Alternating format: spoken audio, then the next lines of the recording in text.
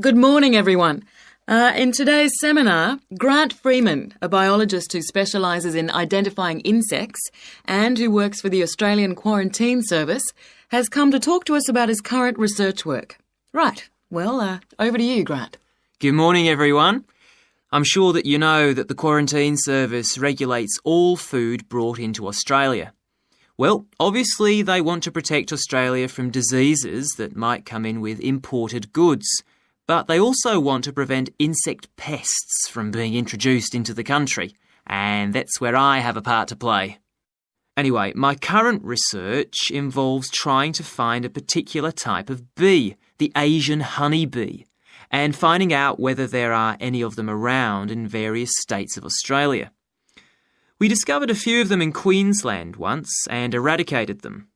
Now we're pretty keen to make sure that there aren't any more getting in, particularly to New South Wales and other states. What's wrong with Asian honeybees? Are they so different from Australian bees? Well, in fact, they look almost the same, but they are infested with mites, microscopic creatures which live on them, and which can seriously damage our own homegrown bees, or could even wipe them out. Well, what would happen if Australian bees died out? Well, the honey from Australian bees is of excellent quality, much better than the stuff the Asian bees produce. In fact, Australia exports native queen bees to a large number of countries because of this. When the European honeybee was first discovered out in the bush, we found they made really unpleasant honey, and they were also too big to pollinate many of our native flowers here in Australia. That must have had a devastating effect on the natural flora. Did you lose any species? No, we managed to get them under control before that happened. But if Asian bees got in, there could be other consequences. We could lose a lot of money because you might not be aware, but it's estimated that native bees' pollination of flower and vegetable crops is worth $1.2 billion a year. So in a way, they're the farmer's friend. Oh, and another thing is, if you're stung by an Asian honeybee, it can produce an allergic reaction in some people, so they're much more dangerous than native bees. How will you know if Asian bees have entered Australia? We're looking at the diet of the bird called the rainbow bee-eater. The bee-eater doesn't care what it eats, as long as they're insects. But the interesting thing about this bird is that we are able to analyse exactly what it eats, and that's really helpful if we're looking for introduced insects. How come? Because insects have their skeletons outside their bodies, so the bee-eaters digest the meat from the inside. Then they bring up all the indigestible bits of skeleton, and of course the wings, in a pellet, a small ball of waste material which they cough up. That sounds a bit unpleasant. So how do you go about it? In the field, we track down the bee-eaters and find their favourite feeding spots, the places where the birds usually feed. It's here that we can find the pellets. We collect them up and take them back to the laboratory to examine the contents. How do you do that? The pellets are really hard, especially if they've been out in the sun for a few days. So, first of all, we treat them by adding water to moisten them and make them softer. Then we pull them apart under the microscope. Everything's all scrunched up, but we're looking for wings, so we just pull them all out and straighten them. Then we identify them to see if we can find any Asian bee wings. And how many have you found? So far, our research shows that Asian bees have not entered Australia in any number. It's a good result and much more reliable than trying to find live ones as evidence of introduced insects. Well, that's fascinating. Thank you, Grant, for those insights. I hope that you might inspire some of our students here to conduct some similar experiments.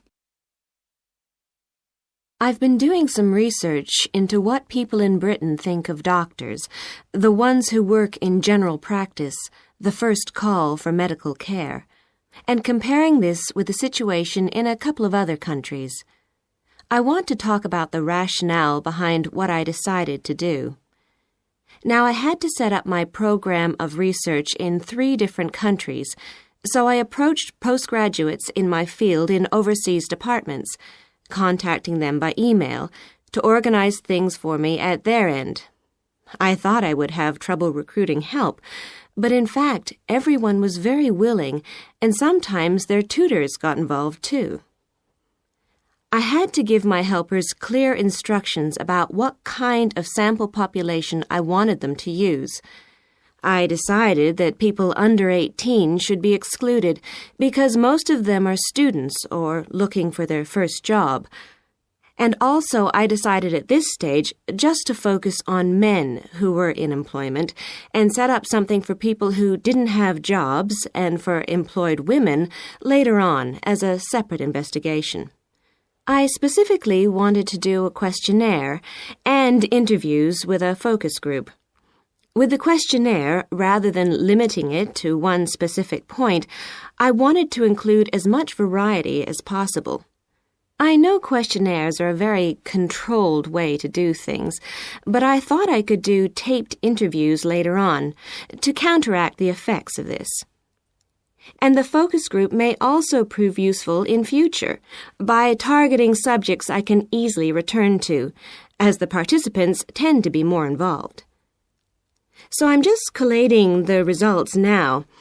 At the moment, it looks as if in the UK, despite the fact that newspapers continually report that people are unhappy with medical care, in fact, it is mainly the third level of care, which takes place in hospitals, that they are worried about. Government reforms have been proposed at all levels, and although their success is not guaranteed, long-term hospital care is in fact probably less of an issue than the media would have us believe. However, I've still got quite a bit of data to look at. Certainly, I will need to do more far-reaching research than I had anticipated in order to establish if people want extra medical staff invested in the community, or if they want care to revert to fewer but larger key medical units. The solution may well be something that can be easily implemented by those responsible in local government, with central government support, of course. This first stage has proved very valuable, though. I was surprised by how willing most of the subjects were to get involved in the project.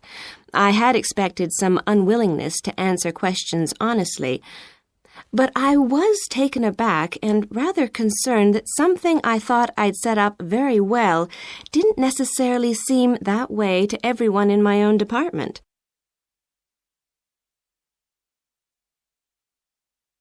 I thought you might also be interested in some of the problems I encountered in collecting my data. There were odd cases that threw me. One of the subjects who I had approached while he was out shopping in town decided to pull out when it came to the second round. It was a shame, as it was someone who I would like to have interviewed more closely. And one of the first-year students I interviewed wanted reassurance that no names would be traceable from the answers. I was so surprised, because they think nothing of telling you about themselves and their opinions in seminar groups. Then one of the people that I worked with got a bit funny. The questions were quite personal, and one minute he said he'd do it, then the next day he wouldn't. And in the end, he did do it. It's hard not to get angry in that situation, but I tried to keep focused on the overall picture in order to stay calm. The most bizarre case was a telephone interview I did with a teacher at a university in France.